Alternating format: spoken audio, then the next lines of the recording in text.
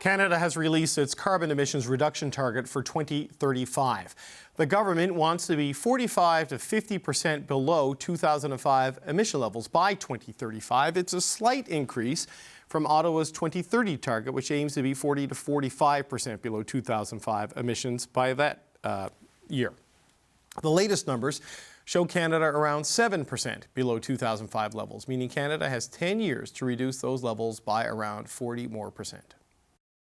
Steven Guilbeault is the Minister of Environment and Climate Change, and he joins me now. Minister, welcome back to the show. It's good to see you. Thank you, David. So your 2035 target, it's only an incremental increase from your 2030 target. It's below what the Net Zero Advisory Body recommended. Why did you land here instead of going with the higher end? Well, it is within the range of what the Net Zero Advisory Body recommended that we do. We obviously took into account their recommendation, but we've also consulted other experts.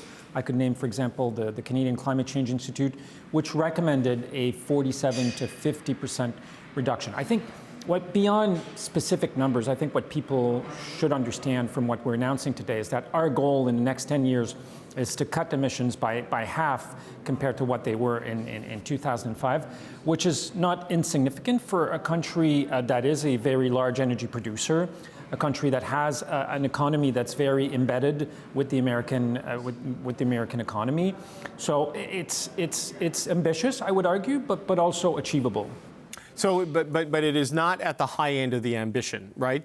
Based on what your advisory board said. So, is it just because there is some pushback against this? There is some suggestion that maybe the reductions are maybe going slower in certain segments of the economy than you would like. Is that why it's a more realistic number, more achievable, or why settle there? Well, I mean, we do have preliminary analysis that we've done and that others have done that show that we can get to the high 40s and even 50% reduction in the next 10 years, but it's contingent on a certain number of things. One of them is provincial participation. I was in New Brunswick this weekend with Minister LeBlanc to announce $1 billion for clean energy projects in the province with the provincial government, with Indigenous nations. If we could have that type of collaboration across the board in Canada, we could go faster, we could go deeper in terms of cutting pollution in this country. As you and I both know, it's not the case across the board, right. and there are parts of the country where it's very difficult to collaborate on tackling climate change. Right, so because of Alberta and the challenges there and the pushback against the emissions cap on oil and gas and Newfoundland and Labrador, Saskatchewan, these are kind of the challenges that you're running into. Well, it's the emissions cap, it's carbon pricing, it's clean fuel standards, it's zero emission vehicle standards, you name it, they oppose it. Fighting plastic pollution. I mean, some provinces, not all of them, but some provinces are against any measure and that's certainly the case of the Conservative Party of Canada, obviously. Pierre Poilievre has voted 400 times in the House of Commons against protecting the environment of Canadians. So that makes it more challenging for the federal government, obviously, to be able to advance. It's different when you compare with other countries. Some people say, well, look at the United Kingdom, their target is much higher. Yes, but the United Kingdom doesn't have the same type of political dynamics that we have in Canada. Yeah, no, it's a unitary state. It doesn't have a trade relationship with the United States, in which oil exports are a massive part of what they do. But, you know, someone who's on board with everything you're trying to do, and maybe would like you to do a little bit more, a little bit faster, is Elizabeth May. And she was critical, the Green Party leader was, of these targets today. She said they're weak, inadequate, and lacking ambition. Just have a listen to what she had to say. I'm deeply saddened, angered, shocked by the latest so-called new target put forward by Minister Steven Guilbeault on climate action. I was there for every minute of negotiating the Paris Agreement. I know it like the back of my hand. I think they've just violated the Paris Agreement. So Minister, the argument there is the old range was 40 to 45. The new one is 45 to 50. If you just land at 45, you're not actually getting more ambitious. How do you respond to what Elizabeth May had to say? I have tremendous respect for Elizabeth May. Unfortunately, the Green Party of Canada has never been able to present a plan that shows how they achieved the targets that they set. And it would be irresponsible for me as Environment Minister to put a target out there that I have no idea how we get there. And Elizabeth, you know, again, truly love and respect her. But every time she puts a number out there and you ask her, well, how do we get there? What's the plan? Like a detailed plan, not 20,000 feet, but this is the future of the Canadian economy we're talking about. This is the future of our trade relationship with many of our peers. This is about jobs in Canada. It's not an exercise you can do on the corner of a desk or on the back of an envelope. And it has to be serious. It has to be done seriously, and that's exactly what we're doing. And it's true that Ms. May is disappointed, but we've received praises from organizations like the Canadian Climate Institute or Clean Energy Canada that said that yes, it is both ambitious but achievable. So I know you're saying that this is ambitious but achievable, where she says it is less ambitious.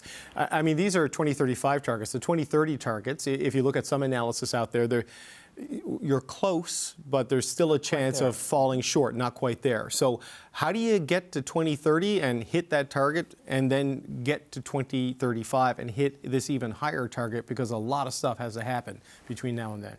I agree with you, David. I think we're not quite there yet for 2030, which is why I tabled draft regulations to cap the pollution of the oil and gas sector in Canada, which is why in the very near future we will be finalizing clean electricity regulations to ensure that we reduce the amount of pollution that is produced by the electricity sector in Canada in the coming decades, which is why we're working on new methane regulations for the oil and gas sector. Methane, a very powerful greenhouse gas, to make sure that we maximize the amount of methane eliminated in the oil and gas sector by 2030. That's how we will, by adopting new measures and by continuing to go forward with the ones that we have, that's how we will have a good shot at achieving our 2030 targets. But, you know, we just went over sort of the resistance to a lot of those measures domestically from provinces that do fossil fuels, and now there's Donald Trump. And we do know the trade exposure and the risk of carbon leakage from Canada to the United States, and Trump promising to roll back a lot of various climate initiatives and regulations. How do you deal with the fallout of that? As a country, if the biggest trading partner, the biggest economy in the world is suddenly making it more competitive to move there, for instance? I think you're right. It may present some challenges. We still don't know what the president-elect will or won't do, but it may present some challenges, and we're not blinded to that. On the other hand, it may also present opportunities. I mean, the reason that Canada was able to attract Dow Chemicals for the largest investment in its history, or Honda, or Stellantis, is largely because we have a grid, an electrical grid, that is low emitting, that doesn't emit a lot of pollution, and many companies find that very attractive, which is why last year Canada came in third worldwide in terms of attracting foreign direct investment. So we know that things may be different in the United States. Should the United States decide to stop investing in clean technologies, for example, it may present opportunities for companies to come and invest in Canada.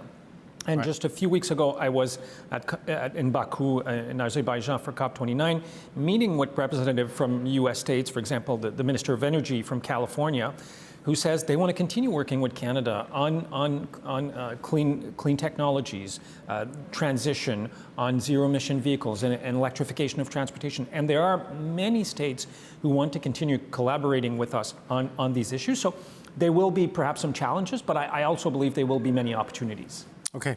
Steven Guilbeault, you got 10 years to hit the target, but we're out of time. I want to thank you for joining us today. As Environment and Climate Change Minister Steven Guilbeault. Thank you, sir. Thank you very much, David.